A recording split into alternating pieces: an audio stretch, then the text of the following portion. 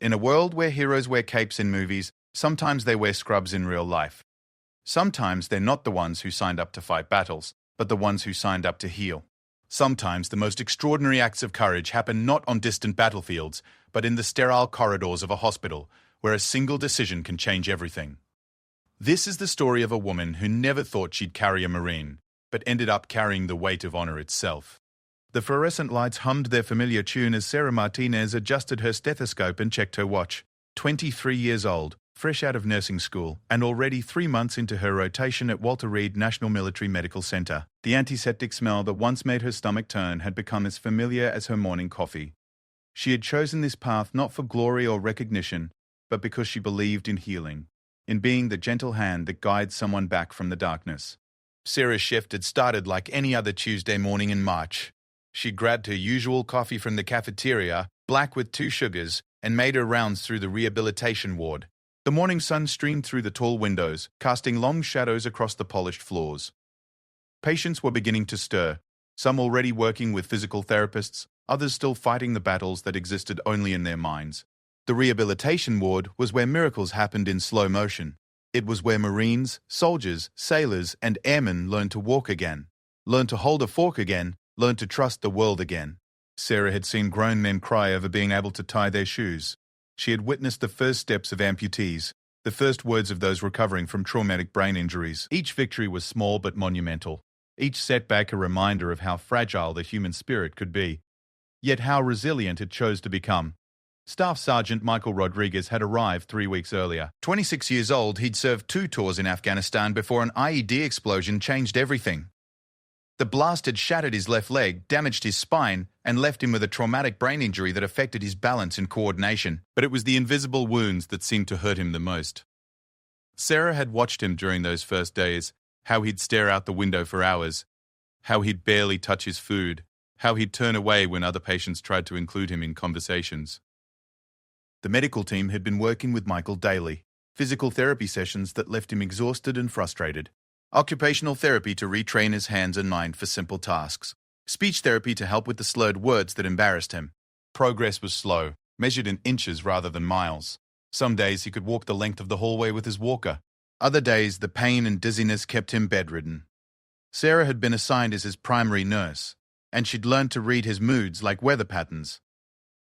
She knew when he was having a good day by the way he'd nod when she entered his room. She knew when the phantom pain in his leg was acting up, because he'd gripped the bedsheets without realizing it. She knew when the memories were too loud because he'd ask her to leave the lights on, even during his afternoon naps. On this particular Tuesday, Michael had been having what the medical staff called a breakthrough week. He'd managed to walk further than ever before, had participated in group therapy for the first time, and had even smiled when another patient told a joke during lunch. Dr. Patterson, the head of rehabilitation, had mentioned that Michael might be ready to attempt the stairs soon. It was a major milestone in recovery, the difference between being confined to the ground floor and having the freedom to move throughout the building. The stairwell that would serve as Michael's test was located in the east wing of the hospital. It wasn't the main staircase that patients and visitors used daily, but rather a service stairway that was quieter, less intimidating. 200 steps from the basement level to the 10th floor. For most people, it would be a challenging but manageable climb. For someone relearning how to trust their body, it was Mount Everest. Sarah had volunteered to accompany Michael during his stair training. She'd done it with other patients before, serving as both a safety net and a source of encouragement. The process was always the same. Start slow, rest when needed, celebrate each landing reached. Some patients conquered the stairs in their first attempt. Others needed weeks of practice. There was no shame in either outcome. Only progress measured against where someone started, not where they hoped to end up. The plan was simple. Michael would use his walker for support, taking each step slowly and deliberately. Sarah would stay 1 step behind him, ready to provide assistance if he lost his balance. Dr. Patterson would monitor from the bottom, keeping track of his vital signs and watching for any signs of distress. If Michael felt tired or overwhelmed at any point, they would stop. There was no pressure, no timeline, no judgment. At 2 o'clock in the afternoon, they gathered at the bottom of the stairwell.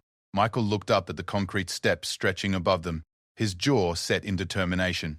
He'd been preparing for this moment for weeks, building up his strength and stamina. His walker, a simple aluminum frame with tennis balls on the back legs to help it glide smoothly, had become his most trusted companion. "You ready for this stuff, Sergeant?" "Doctor." Patterson asked, checking his tablet one more time. Michael nodded, adjusting his grip on the walker. Been ready, Doc? Let's do this thing.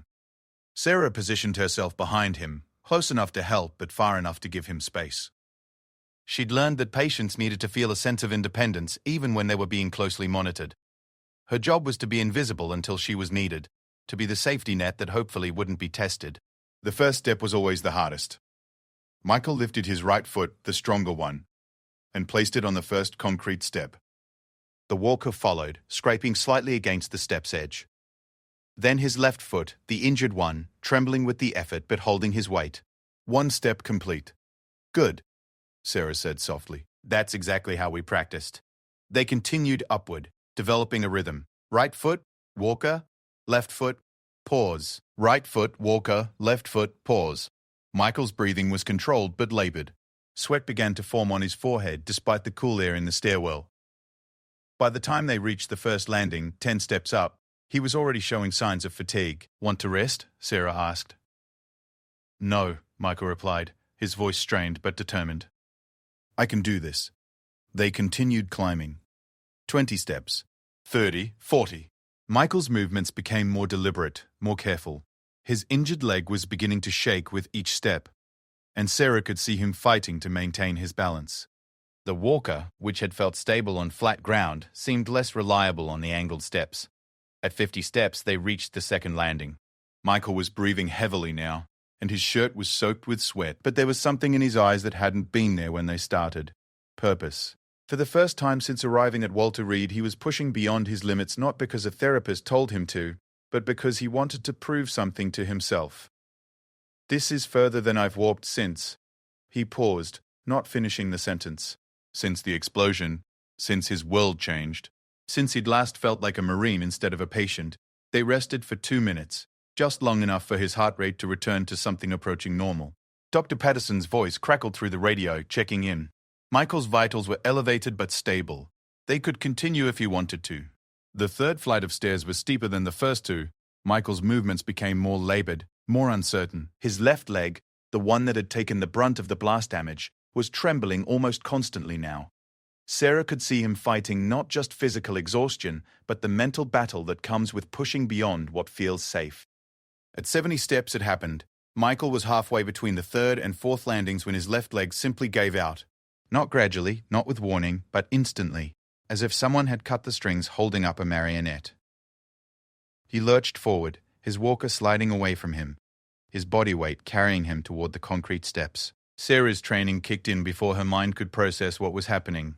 She lunged forward, catching Michael around the waist just as he was about to fall face first down the stairs. His body weight, nearly 200 pounds of muscle and determination, crashed into her. The impact drove her to her knees on the hard concrete, Michael's weight pressing down on her back and shoulders. For a moment, they were both still, breathing heavily, processing what had just happened. Michael's walker lay twisted on the steps below them, one of its legs bent at an unnatural angle. Doctor, Patterson's voice was coming through the radio, urgent and concerned. But Sarah was focused on only one thing: getting Michael to safety. I've got you, she whispered, her voice steady despite the pain shooting through her knees and back. I've got you. Michael tried to push himself up to relieve the pressure on Sarah, but his injured leg wouldn't support his weight. Every time he tried to stand, it buckled again, sending both of them closer to the edge of the step. Don't try to get up, Sarah said, her voice calm and professional despite the situation. Just let me figure this out. Dr. Patterson was running up the stairs now, his footsteps echoing in the concrete stairwell. But he was still several flights below them, and Sarah knew the time was critical. Michael was fighting panic. She could feel it in the tension of his muscles, hear it in his rapid breathing. He'd been making such progress, had been so close to a major milestone. This setback could undo weeks of psychological healing. Listen to me, Michael, Sarah said, her voice cutting through his rising panic. We're going to get through this together. I'm not leaving you here. We're going to make it to the top. Sarah, you can't carry me, Michael protested, his voice tight with embarrassment and pain. I'm too heavy. Just wait for help. But Sarah was already shifting her position, moving from behind Michael to beside him. She'd been an athlete in college, had played soccer, and run marathons. More importantly, she'd been raised by a father who taught her that you never leave someone behind, no matter what it costs you. We're going to do this together. she repeated, slipping her arm under Michael's shoulder and around his back. I'll be your left leg. You be my strength. We're going to walk up these stairs as a team. What happened next would be talked about in the halls of Walter Reed for years to come. Sarah, all 5'4" and 130 pounds of her, became Michael's missing strength. She supported his weight on his injured side, serving as his balance and stability. Michael, fighting through pain and exhaustion, became her determination. Together, they began to climb again. It wasn't pretty. It wasn't fast. Sarah's back screamed in protest with each step, and Michael's injured leg remained unreliable. But they moved upward, one step at a time, supporting each other's weaknesses with their combined strength. Doctor Patterson called up to them at the 6th landing, 120 steps up. He was prepared to call for a stretcher to end the climb and get Michael back to safety. But when he saw the determination in both of their faces, when he realized what they were accomplishing together, he made a decision that went against medical protocol but honored something more important. How many more floors? He asked, falling into step behind them. 4 more, Sarah replied, not breaking her rhythm. We're going to make it. Michael looked at her, this young nurse who had chosen to carry his weight literally and figuratively, and for the first time since the explosion, he felt like a Marine again. Not because he was showing individual strength, but because someone had chosen to stand with him when he couldn't stand alone. They climbed through the 7th floor, the 8th, the 9th. Other hospital staff had begun to gather in the stairwell, word spreading through the building about what was happening, but they kept their distance, understanding that this was Michael and Sarah's moment, their mountain to climb. By the time they reached the 10th and final floor, 200 steps from where they'd started, Michael's shirt was soaked with sweat and Sarah's hands were shaking from exhaustion. But they had made it. Together, they had conquered something that had seemed impossible just hours before. Dr. Patterson checked Michael's vitals while a wheelchair was brought to take him back to his room. His heart rate was elevated but steady. His blood pressure was high but not dangerous. Physically, he had pushed himself to his limits and emerged intact. But the real victory wasn't measured in medical charts or rehabilitation milestones. It was in the way Michael looked at Sarah as she helped him into the wheelchair, in the quiet thank you that carried the weight of everything he couldn't say. It was in the realization that sometimes strength isn't about what you can do alone, but what you can accomplish when someone chooses to stand with you. As they rode the elevator back down to the rehabilitation ward, Sarah's radio crackled to life. It was the hospital's communication center, patching through a call that would change everything. Word of what had happened in the stairwell had spread beyond the hospital walls, reaching the Marine Corps base nearby. The voice on the radio was crisp, military, official. Is this Nurse Martinez who assisted Staff Sergeant Rodriguez in the stairwell today? Yes, sir, Sarah replied, confused by the formality of the call. Ma'am, this is Colonel Thompson from Quantico. We'd like to request your presence for a special ceremony tomorrow morning. We have some Marines who would like to meet the woman who carried one of their own. Sarah looked at Michael, who was grinning despite his exhaustion. She thought about the 200 steps they'd climbed together, about the moment when falling down seemed inevitable and getting back up seemed impossible. She thought about how sometimes the most important victories happen when nobody is watching, in the quiet moments when people choose to help each other rather than walk away. I'll be there, sir, she said, not knowing that this simple answer would lead to a moment that would define not just her career, but her understanding of what it truly means to serve others. The morning sun cast long shadows across the courtyard at Walter Reed as Sarah Martinez adjusted her dress uniform. She'd borrowed it from another nurse, as she'd never had occasion to wear anything more formal than scrubs to work. The crisp white fabric felt foreign against her skin, a reminder that today would be unlike any other day in her 3 months at the hospital. Sarah had barely slept the night before. After helping Michael Rodriguez up those 200 stairs, she'd gone home to a small apartment, made herself a simple dinner, and tried to process what had happened. The phone calls had started around 7 in the evening, first from her supervisor, then from the hospital administrator, then from reporters who had somehow gotten hold of her number. Word was spreading fast about the nurse who had carried a wounded Marine up 10 flights of stairs.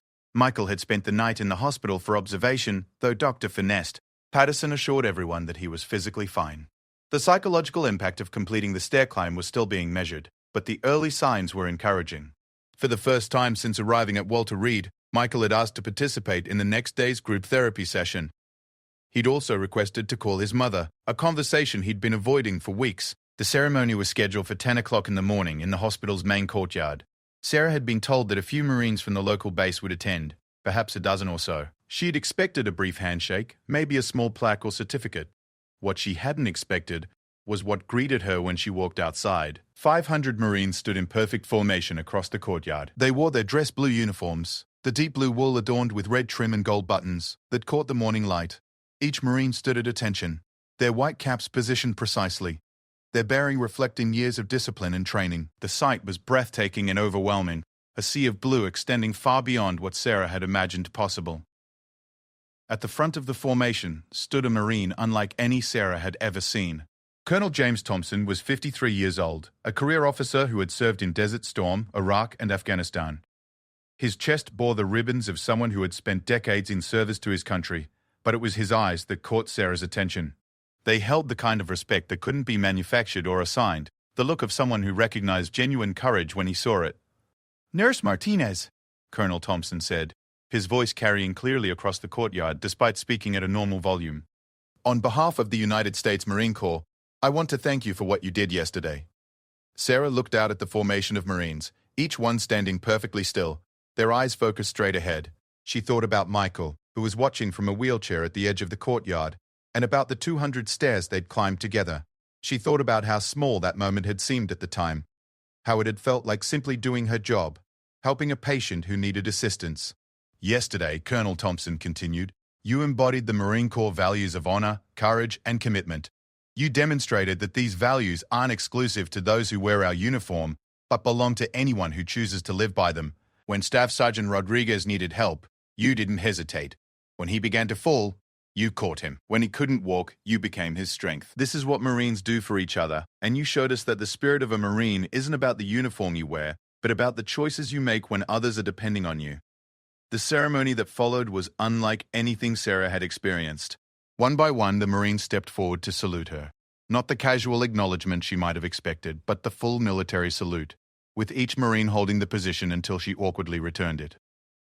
These weren't young recruits fulfilling an obligation, but seasoned veterans who had chosen to take time from their duties to honor something they recognized as exceptional. Staff Sergeant Maria Gonzalez was the third Marine to approach Sarah. She was 31 years old, a logistics specialist who had served 3 tours overseas. As she rendered her salute, she spoke quietly, just loud enough for Sarah to hear. "My brother was wounded in Fallujah," she said, maintaining her salute position. "He spent 8 months at Bethesda learning to walk again. Nurses like you made the difference between him giving up and him going home to his family. Thank you for reminding us that healing is a mission too." Sergeant First Class David Chen approached next. At 28, he was a combat engineer who had defused explosives in some of the most dangerous places on Earth. His salute was crisp, professional, but his words were personal. "I've carried wounded Marines off battlefields," he said, his voice steady but emotional. "I know what it means to choose someone else's safety over your own comfort. What you did yesterday, that's the kind of courage that saves lives and souls. Semper Fi, ma'am." The procession continued for nearly an hour. Marines from every occupation within the Corps stepped forward to salute Sarah. There were pilots who had flown countless missions, infantry Marines who had walked patrols in hostile territory, and support personnel who had kept the Corps functioning in the most challenging conditions. Each salute came with a story, a personal connection to what Sarah's actions represented. Corporal Jennifer Walsh, a 23-year-old communications specialist, approached with tears in her eyes. She'd been wounded by a roadside bomb in Syria and had spent months learning to use her left arm again after nerve damage. "When I was in rehab," she said, maintaining her salute, "there was a physical therapist who never let me quit. Every day when I wanted to give up, she reminded me that healing is a choice we make together. You gave Staff Sergeant Rodriguez that choice yesterday. You gave him the chance to be strong when he couldn't be strong alone." The stories continued, each Marine connecting Sarah's actions to their own experience with courage, sacrifice, and the bonds that hold military units together. Gunnery Sergeant Michael Foster, a drill instructor who had trained thousands of young Marines, spoke about leadership being defined not by rank or authority, but by the willingness to serve others when they needed it most. "In boot camp," he said, "we teach Marines that they're only as strong as their weakest member. We teach them to never leave someone behind. Yesterday, you lived those values better than some Marines who've worn the uniform for 20 years. You showed us what it looks like to carry someone else's burden because it's the right thing to do, not because someone ordered you to do it." As the ceremony progressed, Sarah began to understand what was really happening. This wasn't just about her actions in the stairwell. It was about recognizing something the Marines valued above almost everything else: the willingness to sacrifice for others. In their culture, rank and accomplishments mattered less than character. Technical skills and physical strength were important, but they paled in comparison to the decision to stand with someone when they couldn't stand alone. Colonel Thompson had saved his remarks for the end of the ceremony. As the last Marine stepped back into formation, he approached Sarah with a small velvet box in his hands. "Nurse Martinez," he said, "what I'm about to give you has never been presented to a civilian before. This is a challenge coin from the 3rd Marine Division, the unit that Staff Sergeant Rodriguez served with in Afghanistan. These coins are normally only given to Marines who have served with distinction alongside the unit. Today, we're breaking that tradition." He opened the box to reveal a bronze coin, roughly the size of a silver dollar. On one side was the emblem of the 3rd Marine Division. On the other side was an engraving that had been added overnight, "For Honor Above and Beyond, S. Martinez, March 2024. This coin represents the respect of every Marine in the 3rd Division, Colonel Thompson continued. It signifies that you have been tested alongside Marines and found worthy of their trust. More importantly, it means that you will always have a place in the Marine Corps family, regardless of the uniform you wear. Sarah accepted the coin with hands that trembled slightly, not from nervousness, but from the weight of what was being entrusted to her. She looked out at the formation of Marines, each one still standing at attention, despite having been on their feet for over an hour. She thought about Michael, watching from his wheelchair, and about how a simple moment of choosing to help someone had led to this extraordinary recognition. "I need you all to understand something," Sarah said, her voice carrying clearly across the courtyard. "Yesterday, I didn't do anything special. I didn't do anything that any of you wouldn't have done in the same situation. Staff Sergeant Rodriguez needed help, and I was there to provide it. That's what we do in healthcare, just like that's what you do in the Marines. We show up for each other." She paused, looking directly at Michael, who was trying to hide the fact that he was crying. "But I want to thank you for showing me something I didn't understand before. I thought courage was about individual strength, about being tough enough to handle whatever comes your way. Yesterday, I learned that real courage is about being willing to share someone else's burden. Staff Sergeant Rodriguez didn't need me to be strong enough to carry him. He needed me to be strong enough to carry him with him. There's a difference, and it's a difference that I think defines what all of you do every day."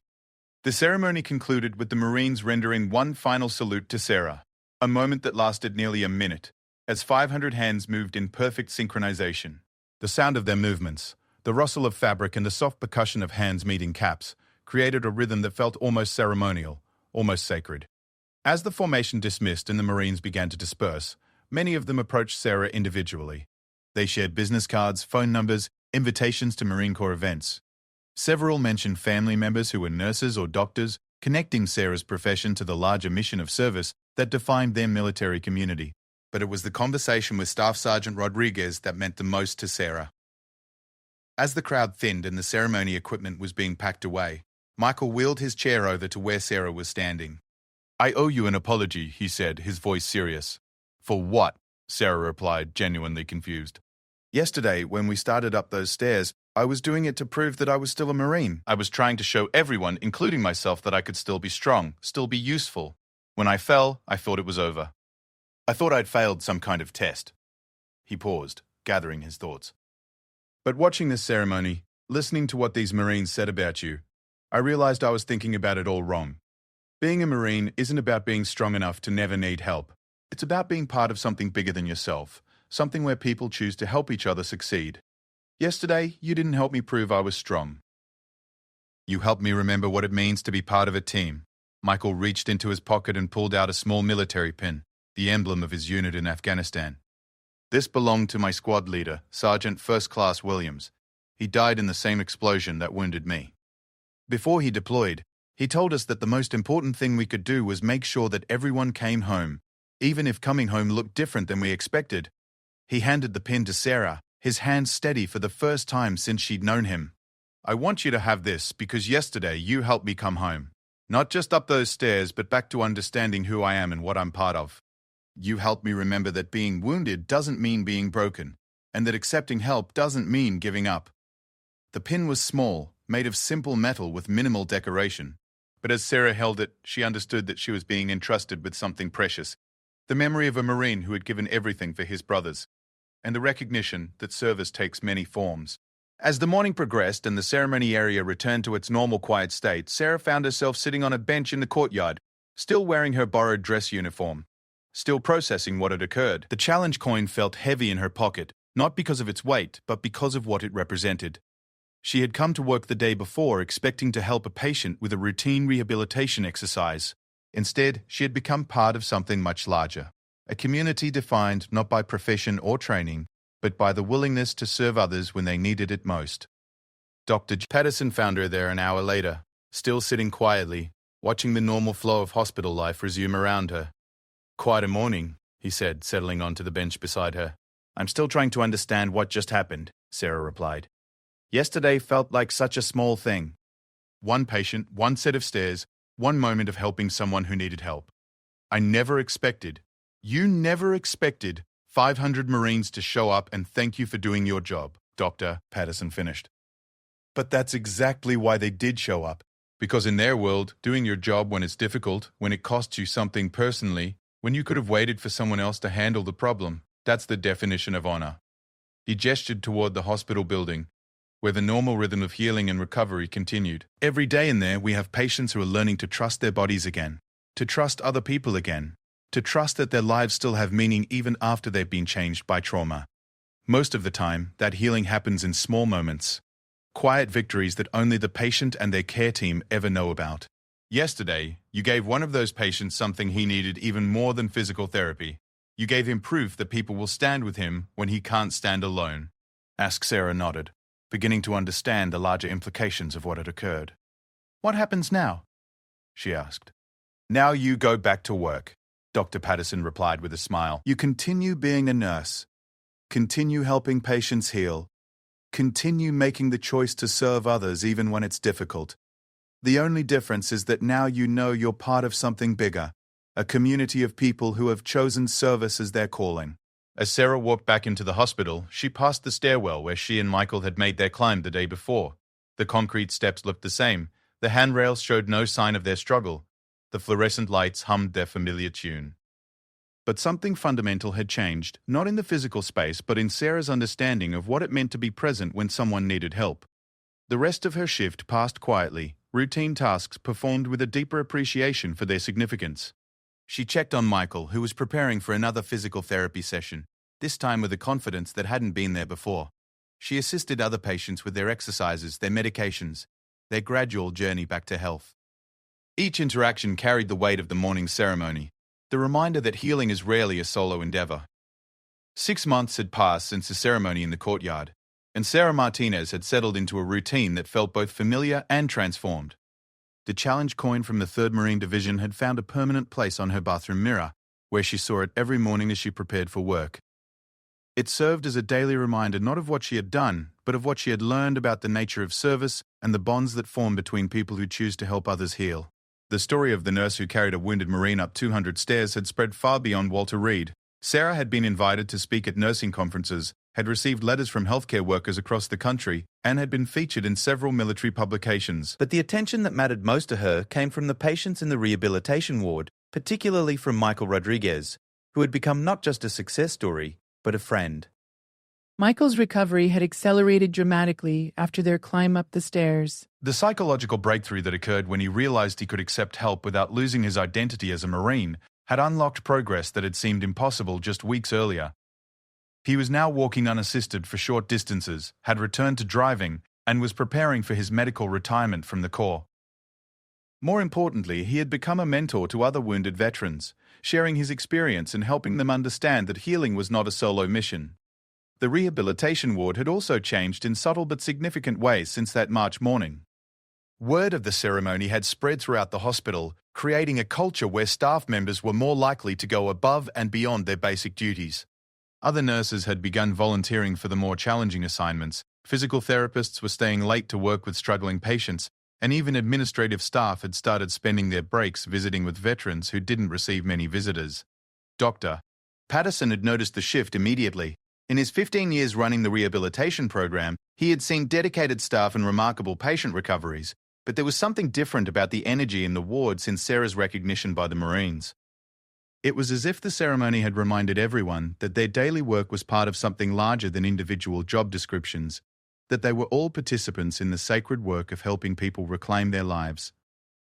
On a crisp Tuesday morning in September, Sarah was making her rounds when she noticed a new patient had arrived during the night shift. The chart indicated his name was Corporal James Mitchell, 24 years old, recently wounded in a training accident that had resulted in severe burns to his arms and face. The psychological evaluation noted that he was struggling with depression and had been resistant to participating in group activities during his previous hospitalization. Sarah knocked softly on his door before entering. James was sitting by the window, staring out at the courtyard where the ceremony had taken place 6 months earlier. His arms were wrapped in protective bandages, and the left side of his face showed the telltale signs of burn recovery. The skin pink and tender where new growth was replacing what had been lost. "Good morning, Corporal Mitchell," Sarah said, her voice gentle but professional. "I'm Sarah, your nurse for this shift. How are you feeling this morning?" James turned slightly toward her, just enough to acknowledge her presence without making full eye contact. "Dava, been better," he replied, his voice flat and emotionless. Sarah had learned to read the signs of patients who were struggling not just with physical recovery, but with the deeper challenge of accepting a changed version of themselves. James carried the same energy that Michael had displayed during his first weeks in the ward, the sense of being disconnected from his own identity and unsure about his future. "I see in your chart that you're scheduled for physical therapy this morning," Sarah continued, checking her tablet. "Dr. Patterson likes to start patients off slowly, just some range of motion exercises to see how you're responding to treatment." "What's the point?" James asked, finally looking directly at her. "Look at me. I'm never going to be the same. I'm never going to be a Marine again. Why pretend that exercises and therapy are going to fix this?" Sarah had heard variations of this conversation dozens of times over the past 6 months. Each patient processed their trauma differently, but the underlying question was always the same. How do you rebuild an identity when the person you used to be no longer seems possible? "Can I tell you about another patient I worked with?" Sarah asked, settling into the chair beside James's bed. "His name is Michael Rodriguez, and when he first arrived here, he asked me almost the same question you just did." Over the next 20 minutes, Sarah told James about Michael's journey, about the stairs they had climbed together, about the moment when accepting help had become a source of strength rather than shame. She talked about the ceremony, about the Marines who had shown up to honor something they recognized as embodying their values, about how healing had become not just a physical process, but a redefinition of what it meant to be strong. James listened quietly, occasionally glancing out the window as if he could picture the events Sarah was describing. When she finished, he was quiet for several minutes, processing what he had heard. "This Michael guy," he finally said. "Is he still here?" "He is," Sarah replied. "He's getting ready for discharge next month, but he spends a lot of time working with newer patients. He says it helps him remember how far he's come and gives him a way to stay connected to his mission as a Marine, just in a different uniform." "Do you think—" James paused, struggling with the vulnerability required to ask for help. "Do you think he might want to meet me? I don't know if I'm ready for group therapy or any of that official stuff, but maybe just talking to someone who's been where I am." Sarah smiled, recognizing the first crack in the walls that James had built around himself since his injury.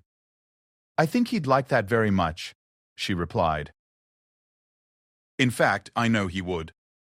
The introduction between James and Michael took place that afternoon in the rehabilitation ward's common room. Sarah had arranged for them to meet during a quiet period when the room was empty except for the 2 Marines and the nurse who had brought them together. Michael arrived in civilian clothes, walking with only a slight limp that was barely noticeable unless someone was looking for it. His confidence had returned gradually over the months, but it was most apparent in moments like this, when he was able to offer hope to someone who was struggling to find it. "Corporal Mitchell," Michael said, extending his hand in greeting. "Staff Sergeant Rodriguez, though I go by Michael these days." James accepted the handshake carefully, his bandaged hands making the gesture awkward but meaningful. "Sarah tells me you and she climbed some stairs together." Michael laughed, a sound that had been rare during his early weeks in the hospital but had become more frequent as his recovery progressed. "That's one way to put it," he said. "Though I think it's more accurate to say she carried me up some stairs and convinced me it was a team effort." What followed was a conversation that Sarah observed from a respectful distance, ready to intervene if needed, but understanding that this was something that needed to happen between the 2 Marines. Michael talked about his initial resistance to accepting help, about how he had confused independence with strength, about the moment when he realized that being wounded didn't mean being broken. James shared his own fears, his anger at the training accident that had changed his appearance and his future, his uncertainty about what life as a civilian would look like. He talked about the stares he received from strangers, about the way children looked at his face with curiosity, and adults looked away with discomfort. "The thing nobody tells you about being wounded," Michael said, "is that the hardest part isn't the physical recovery. It's learning to see yourself as still being whole when you don't look or function exactly like you used to. For a long time, I thought being a Marine was about being physically perfect, about never needing help, about always being the one who provided support rather than receiving it." He gestured toward the window, where the courtyard was visible in the afternoon sunlight. "That ceremony 6 months ago taught me something important. Being a Marine isn't about the uniform or even about being in the Corps. It's about living by the values that define who we are: honor, courage, commitment. Those values don't disappear because you get wounded. If anything, they become more important because you have to choose them every day instead of having them reinforced by the structure of military life." James was quiet for several minutes, absorbing what Michael had said. Finally, he spoke. "The accident happened during a training exercise," he said. "We were practicing with live explosives, and something went wrong with the timing. I was the one who was supposed to ensure everyone was clear before the detonation. I keep thinking that if I had been faster, more careful, more aware, it never would have happened." Michael nodded, recognizing the familiar pattern of self-blame that many wounded veterans carried. "I used to think the same thing about the IED that got me," he said. "I was the squad leader. I was responsible for the route we took, for the decisions that put us in the path of that explosion. I spent weeks convinced that if I had been smarter, more experienced, more careful, my Marines wouldn't have been wounded and I wouldn't be learning to walk again." He paused, choosing his words carefully. "But you know what I learned? Taking responsibility for what happened and taking blame for what happened are two different things. As Marines, we're trained to take responsibility, to learn from our mistakes, to use our experience to help others avoid similar problems. But carrying blame, carrying guilt that serves no purpose except to punish ourselves, that doesn't honor the Corps or help our brothers, that just makes us less capable of fulfilling our mission."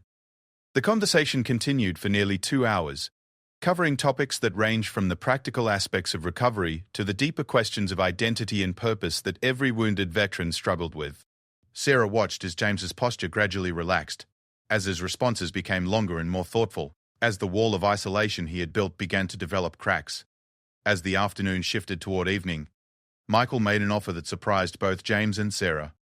"Tomorrow morning, I'm doing my final evaluation in the stairwell where Sarah and I had our adventure," he said.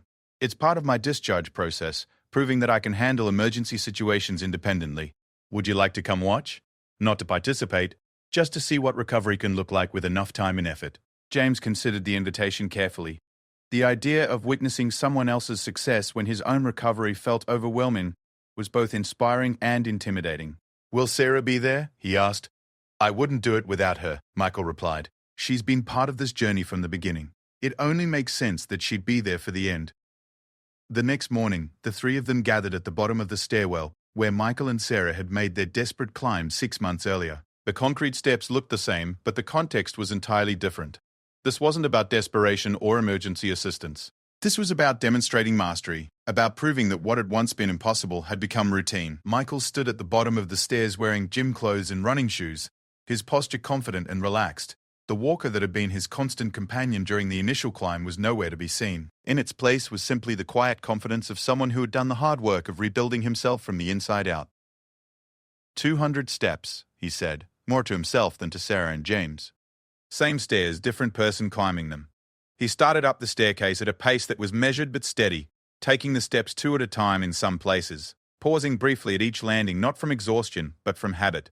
Sarah and James followed at a distance, watching as Michael demonstrated the progress that was possible with persistence, support, and time. James was quiet during the climb, observing not just Michael's physical capability but his mental approach to the challenge. There was no fear in his movements, no hesitation or uncertainty. The stairs that had once represented a nearly insurmountable obstacle had become simply another part of his environment, no more threatening than a hallway or elevator. When they reached the 10th floor, Michael wasn't even breathing heavily. He turned to face James and Sarah, his expression serious but pleased. 6 months ago, I fell on these stairs because I was trying to prove I was still the same person I had been before I was wounded, he said. Today, I climbed them because I wanted to show you that recovery isn't about becoming who you used to be, it's about becoming who you're meant to be next. He walked over to the window that looked out over the courtyard, the same view that James had been staring at from his hospital room the day before. "I'm getting discharged next week," Michael continued. "I'm going to college on a veteran scholarship, studying to become a counselor who works with wounded veterans. It's not the career I planned when I enlisted, but it's the career that my experience has prepared me for. The explosion that wounded me also showed me what I'm supposed to do with the rest of my life." James joined him at the window, looking down at the courtyard where the ceremony had taken place. "Do you think," he started, then stopped, struggling with the vulnerability required to voice his hope. "Do I think you'll recover?" Michael finished. "Do I think you'll find a new mission, a new way to serve, a new version of yourself that you can be proud of?" James nodded, not trusting his voice. "I think you're a Marine," Michael replied simply. "Marines don't quit.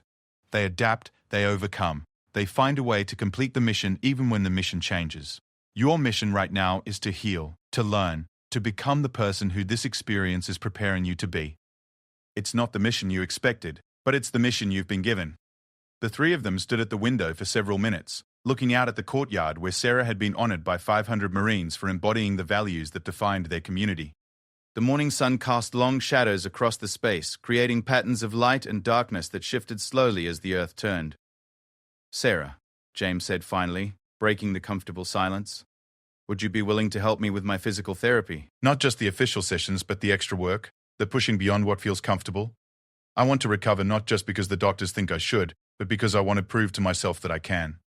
Sarah looked at this young Marine who was beginning to choose hope over despair, effort over resignation, and felt the familiar sense of privilege that came with being trusted with someone's vulnerability. "I would be honored," she replied, and meant it completely. Over the following weeks, James's recovery accelerated in ways that surprised his medical team. He participated actively in group therapy, volunteered to mentor even newer patients, and began planning for his own transition to civilian life. The burns on his face and arms would always be visible, permanent reminders of the training accident that had changed his trajectory, but he had learned to see them not as symbols of failure or loss, but as evidence of his service and his survival. 3 months later, on a cold December morning, James stood at the bottom of the same stairwell where Michael had made his recovery climb. He was preparing for his own discharge evaluation, his own demonstration of independence and capability. Sarah stood beside him, as she had with Michael, ready to provide support if needed, but confident that it wouldn't be necessary. "Ready?" she asked, checking her watch. "Ready," James replied, his voice steady and determined. As they climbed the 200 steps together, Sarah reflected on the journey that had brought him to this moment. A year earlier, she had been a new nurse, learning to navigate the complexities of military medicine.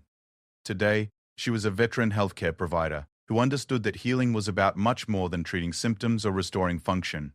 It was about helping people rediscover their purpose, rebuild their identity, and reconnect with the values that gave their lives meaning. At the top of the stairs, James turned to face Sarah with an expression of profound gratitude. "Thank you," he said simply, "for showing me that accepting help doesn't make me weak. It makes me part of something bigger than myself." Sarah smiled, thinking about Michael, who was now in his second semester of college and doing well in his counseling program. She thought about the hundreds of other patients she had worked with over the past year, each with their own story of injury and recovery, each requiring a different combination of medical care and human connection.